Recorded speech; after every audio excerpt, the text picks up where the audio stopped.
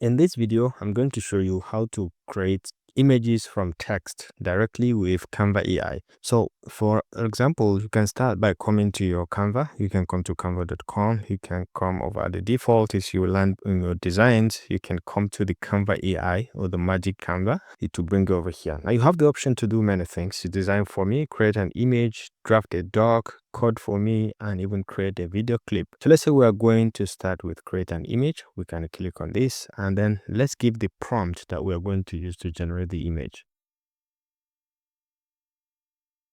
Okay, can you give me the image of a lion in the beach wearing a hat and sunglasses while drinking Coke? So let's say we specify the style over here. You can select any style of your choice. I can keep it at default, or we can be specific and put something interesting. Let's say we'll go something like this, and then you can specify the sizing. I can keep it at 16:9, and then we can just go ahead and generate. You have the option to, on your own, chat using the voice. You can enable the voice and chat, and you can upload certain media if you want to add as a guide for it to generate something related to that. So you can just go ahead and click on OK, and let's give it some seconds to see what this wonders is going to do for you completely for free.